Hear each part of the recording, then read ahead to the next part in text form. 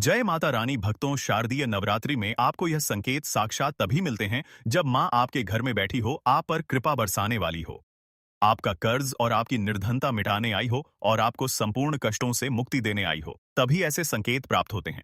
भक्तों, जब आपके ऊपर नवदुर्गा की कृपा होती है तो यह संकेत मिलने शुरू हो जाते हैं। भक्तों, इस संकेत से आप पता कर सकते हैं कि माँ दुर्गा आपके साथ में है या फिर नहीं है। यह जानकारी सब आपसे छुपाना चाहते हैं। तो भक्तों, माता रानी अपने होने का एहसास अपने सभी भक्तों को कराती है, चाहे उनके छोटे भक्त हो या फिर चाहे बड़े भक्त हो। अपने सभी भक्तों को माता रानी अपने होने का एहसास सभी को कराती है। तो भक्तों, इस 10 संकेत से आप पता लगा सकते हैं कि माँ दुर्गा आपके साथ में है और यह साफ संकेत बताते हैं कि माता रानी आपके घर में आ चुकी है। तो संकेत जानने से पहले माता रानी के सच्चे भक्त वीडियो को प्यारा सा लाइक करके कमेंट में जय माता रानी का जयकारा जरूर लगाएं। भक्तों, ऐसा माना जाता है कि 9 दिनों तक चलने वाले शारदीय नवरात्रि के दौरान व्यक्ति मानसिक और शारीरिक रूप से मजबूत होता है। मनुष्य की आध्यात्मिक शक्ति बढ़ती जाती है। इस प्रकार लोग इच्छा, क्रोध, अहंकार, ईर्ष्या, लोभ आदि से मुक्त हो जाते हैं और उनका मन और शरीर शुद्ध हो जाता है और उनकी बुद्धि स्वाभाविक रूप से काम करने लगती है। आइए जानते हैं दोस्तों, माता रानी साथ में अगर हमारे होते हैं तो इस प्रकार के 10 संकेत मिलते हैं। कौन कौन से संकेत है? आइए थोड़ा इस वीडियो को ध्यान से सुनिएगा। अगर आप भी चाहते हैं कि माता रानी आपकी सभी मनोकामनाओं को पूर्ण करें तो भक्तों, कमेंट बॉक्स में जरूर लिखना। जय माता दी आपका स्वागत है। तो आइए जानते हैं उन विशेष संकेतों को। तो दोस्तों, जब माता रानी आपके साथ में होती है तो यह 10 संकेत मिलते हैं जिससे आप पता लगा सकते हो कि माता रानी आपकी पूजा पाठ से प्रसन्न है। माता रानी आपके साथ में है जब दोस्तों आपको पूजा के दौरान आंसू आने लगे। वैसे दोस्तों, हम रोज की पूजा करते हैं लेकिन आंसू नहीं निकलते। लेकिन नवरात्रि के समय जब आप पूजा करें और आंसू आने लगे तो समझ जाना माता रानी आपके साथ में है। या फिर अगर आपको पूजा के दौरान ऐसा लगने लगे कि कोई आपके पीछे में खड़े हैं तो समझ जाना माता रानी आपके पास थे। साथ साथ में हमेशा आपके साथ में है, वह ऊर्जा स्वरूप बनकर आपके साथ में खड़ी रहती हैं। यह प्रथम संकेत है। भक्तों, दूसरा संकेत है कि अगर जुगनू टिमटिमाते हुए आपके कपड़े या शरीर पर चिपक जाना। दोस्तों, अगर जुगनू टिमटिमाते हुए आपके कपड़े या फिर शरीर में चिपक जाए तो समझ जाना माता रानी आपके साथ में है। क्योंकि दोस्तों, जुगनू को जोगिन कहा जाता है और यह माता रानी की परम सेविका है। जहां पर माता रानी की शक्तियां होती हैं वहां पर जाकर के स्वतः ही चिपक जाते हैं। तो आपके साथ में माता रानी रहेंगे तो आपके शरीर में स्वतः ऊर्जा शक्ति जागृत हो जाएंगे, तो यह आकर के जबरदस्ती चिपकने लगते हैं। भक्तों, तीसरा संकेत है कि रात में अचानक से झटके के साथ आपकी नींद खुल जाए तो समझ जाना माता रानी आपके साथ में और माता रानी आपको जगाना चाहती है और माता रानी आपको कुछ संकेत देना चाहती है। इसके बाद चौथा संकेत है कि आपके आसपास में अगर इत्र है, लोबान है, धूप है, चमेली है या फिर अन्य पुष्प जो कि आपके घरों के आसपास में नहीं पाए जाते हैं लेकिन फिर भी आपको उसकी सुगंध आ रही है, तो समझ जाना चाहिए कि माता आपके साथ ही मौजूद है। माता रानी जब आपके पास में होते हैं तो दोस्तों लोबान की खुशबू आती है, धूप और चमेली के पुष्प की खुशबू आती है और ऐसे पुष्प की खुशबू आती है दोस्तों जिसकी सुगंध हमने कभी नहीं ली, जो कि हमारे घरों के आसपास में नहीं होते हैं। तो इस संकेत से भी आप पता कर सकते हैं कि माता रानी आपके साथ में ही है। अब पांचवा संकेत जानते हैं दोस्तों। यदि आपको नवरात्रि के दौरान अगर आपको स्वप्न में कोई छोटी कन्या दिखाई देती है, क्योंकि छोटी कन्याओं को देवी का ही स्वरूप माना जाता है, तो नवरात्रि में अगर आपको छोटी कन्या दिख जाए या फिर लाल वस्त्र दिख जाए, लाल कलर की झंडा दिख जाए, तो समझ जाना चाहिए कि माता रानी आपके साथ में ही है। इसी के साथ अगर ज्योतबत्ती जलाते समय अगर एक खास आकार ज्योतबत्ती में बनने लगे तो भी समझ जाना चाहिए कि माता रानी आपके साथ में है। दोस्तों, माता रानी नवरात्रि में यह संकेत अवश्य ही अपने सब भक्तों को दिखाती है। ये तो अभी आपने जान लिया कि माता साथ है तो ये संकेत मिलते हैं, लेकिन अभी हम यह जानेंगे कि तब कौन से संकेत मिलते हैं। जब माता रानी हमारे घर में विराजमान हो चुकी है तब कैसे पहचानेंगे कि माता रानी हमारे घर में प्रवेश कर चुके हैं। तो दोस्तों, इस बारे में भी आपको मैं विस्तार से बताऊंगा और आप इन संकेतों से पता लगा सकते हैं कि माता रानी आपके घर में आ चुकी है। और फिर माता रानी आपके घर में आ जाए तो जल्द ही आपके दोस्तों जो दुख है वह कट जाते हैं और आपके दिन दुगनी रात चौगुनी तरक्की होती है, आपको मनोवांछित फल मिलता है। अधिकतर लोग जब माता रानी उनके घर में आती हैं, प्रवेश करती है, तो उन्हें पता नहीं होता कि माता रानी कब घर में प्रवेश कर गए और कब घर से चले गए। भक्तों, इन लक्षणों से आप पता कर सकते हैं कि माता रानी आपके घर में आ चुकी है। फिर दोस्तों, आपको क्या ऐसा करना है कि आपकी कोई भी मनोकामना तुरंत पूरी हो जाए, वह भी दोस्तों आज हम इस वीडियो में बताएंगे।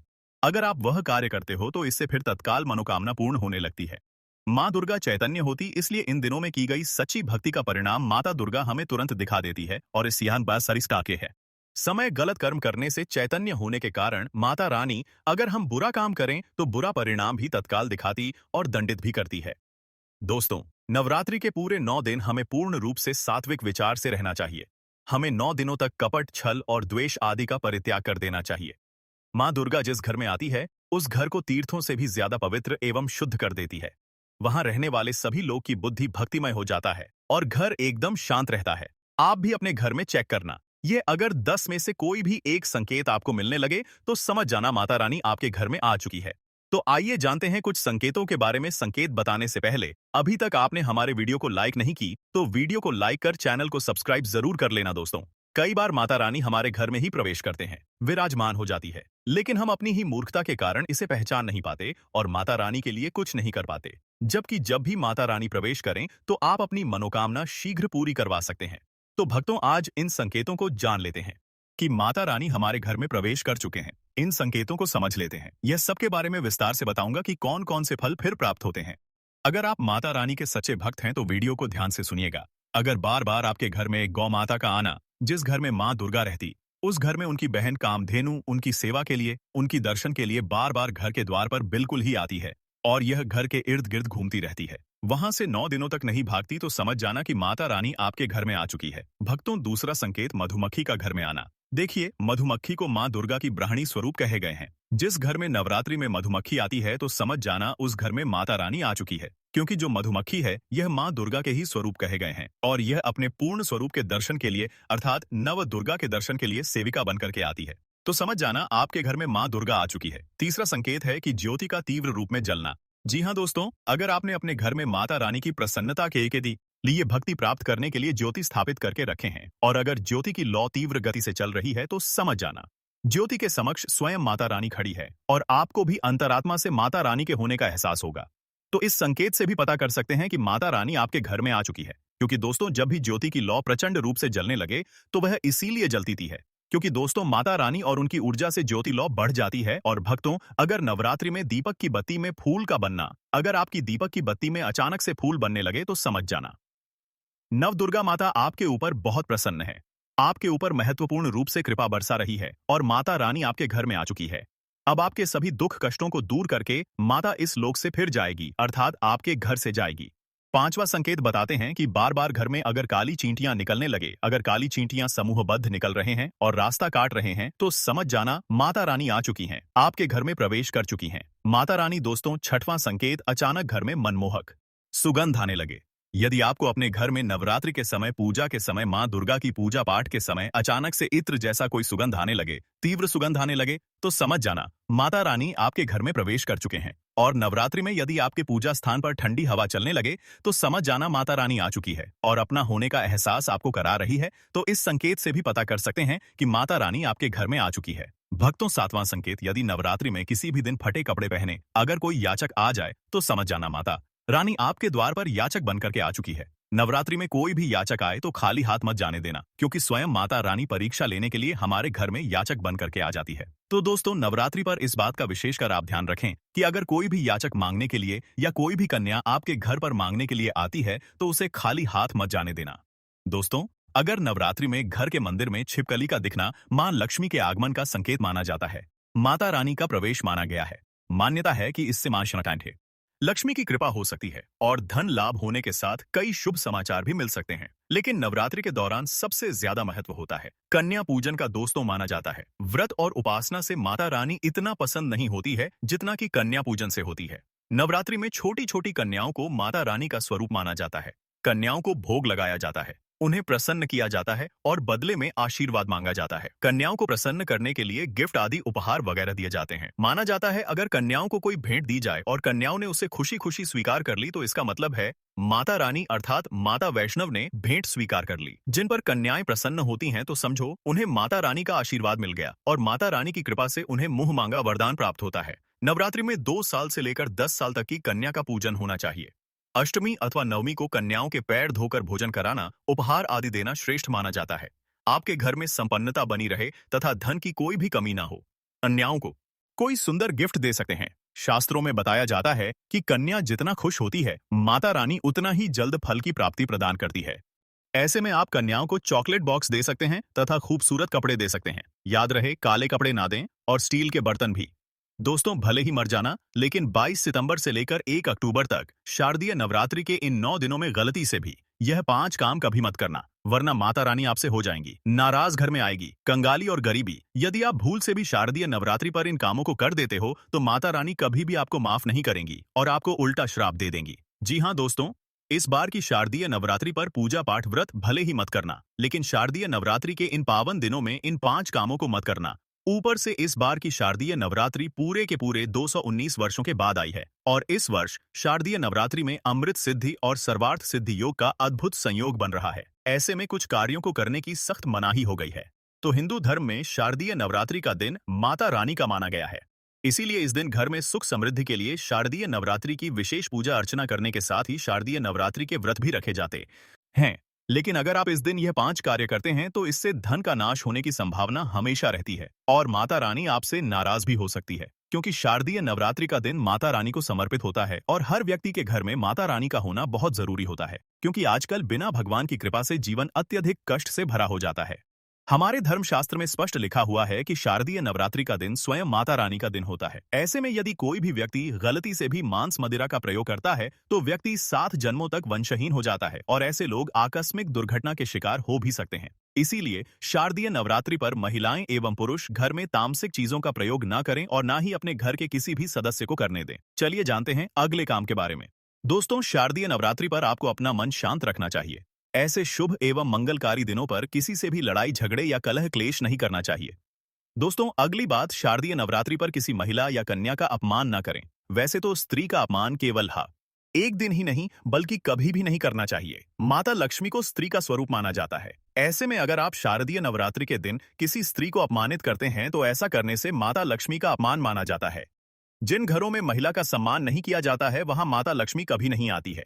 इसलिए शारदीय नवरात्रि पर पति पत्नी को भूलकर भी एक दूसरे से लड़ाई नहीं करनी चाहिए। माना जाता है कि इस मतभेद से बड़ी परेशानी पैदा हो जाती है। शारदीय नवरात्रि पर ऐसा कोई भी काम ना करें जिससे दांपत्य जीवन में परेशानी आ जाए। शारदीय नवरात्रि के पावन दिनों में मांसाहार भूलकर भी नहीं करना चाहिए। इसके अलावा इस दिन अल्कोहल पीने से भी बचना चाहिए। अगर संभव हो तो शारदीय नवरात्रि पर पूर्ण सात्विक भोजन करें। इस दिन मांस मदिरा का सेवन करने से घर में अशांति आती है और माता रानी नाराज हो जाती हैं और ऐसे घरों को छोड़कर चली जाती हैं। दूसरी बात, भक्तों, शारदीय नवरात्रि पर काले कपड़े नहीं पहनने चाहिए। शारदीय नवरात्रि के दिन काले रंग के कपड़े पहनना भी अशुभ माना जाता है, क्योंकि काला रंग नकारात्मक ऊर्जा का प्रतीक होता है और है इसे तामसिक गुण से जुड़ा हुआ माना जाता है। इस दिन साधक को सफेद, पीला, हरा या अन्य हल्के रंग के कपड़े पहनने चाहिए, क्योंकि यह रंग सकारात्मक ऊर्जा को आकर्षित करते हैं और पूजा की प्रभावशीलता बढ़ाते हैं। माता रानी का ध्यान करने के लिए हल्के और शुद्ध रंगों के कपड़े पहनने चाहिए। भक्तों, तीसरी बात, शारदीय नवरात्रि के दिन देर तक ना सोएं। शारदीय नवरात्रि के दिन देर से सोना और देर से उठना शुभ नहीं माना जाता। यह दिन विशेष रूप से जागरण और तपस्या का दिन है। इस दिन भक्तों को रात्रि को जागकर माता रानी की पूजा करनी चाहिए और अपने मन और शरीर को शुद्ध करना चाहिए। देर से सोने से शरीर में आलस्य आ सकता है और पूजा की सही विधि से ध्यान नहीं लग पाता। इसलिए इस दिन प्रातः जल्दी उठकर स्नान करके पूजा की शुरुआत करनी चाहिए। चौथी बात, भक्तों, शारदीय नवरात्रि पर बाल और नाखून काटने से बचें। शारदीय नवरात्रि पर बाल और नाखून काटना भी अशुभ माना जाता है। यह दिन पवित्रता और तपस्या का होता है और शरीर को अपवित्र करना इस दिन के उद्देश्य के विपरीत है। धर्मशास्त्र के अनुसार इस दिन शरीर के किसी भी अंग की सफाई या कटाई से बचना चाहिए। क्या है दिन ध्यान, साधना और माता रानी के प्रति निष्ठा का होता है, इसलिए इस दिन इन कार्यों से दूर रहना चाहिए। दोस्तों, गुरुजी कहते हैं कि नवरात्रि के दिन दान पुण्य करना अच्छा माना जाता है, लेकिन इस दिन कुछ चीजों का दान करना शुभ नहीं माना जाता। नवरात्रि के इन 9 दिनों में किसी भी व्यक्ति को सरसों के तेल का दान नहीं करना चाहिए। माना जाता है कि सरसों तेल का दान करने से शनि ग्रह कमजोर होता है। इससे आपके भौतिक सुख में कमी आती है और साथ ही लोहा या लोहे से निर्मित वस्तु भी किसी को नहीं देना चाहिए। दोस्तों, अगला तामसिक चीज जैसे कि प्याज, लहसुन का दान आपको इन दिनों भूलकर भी नहीं करना चाहिए। इससे आपकी कुंडली में माता, लक्ष्मी और शुक्र ग्रह का भाव कमजोर हो जाता है। वहीं नवरात्रि के दिनों में पति पत्नी को भूलकर भी एक दूसरे से लड़ाई नहीं करनी चाहिए। भक्तों, अगली गलती जो हमें शारदीय नवरात्रि के दिन भूलकर भी नहीं करनी चाहिए वह है अपने घर के मुख्य द्वार पर जूते, चप्पल या झाड़ू रखना। अगर घर के मुख्य द्वार पर झाड़ू या चप्पल रख दी जाती है तो माता लक्ष्मी तुरंत वहां से लौट जाती है और जब लक्ष्मी घर में नहीं आती तो दरिद्रता का वास होता है। यह घर में पैसों की तंगी और बुरे समय की शुरुआत करता है। तो इस दिन ध्यान रखें कि अपने घर के मुख्य द्वार को साफ रखें और जूते चप्पल बाहर ना रखें।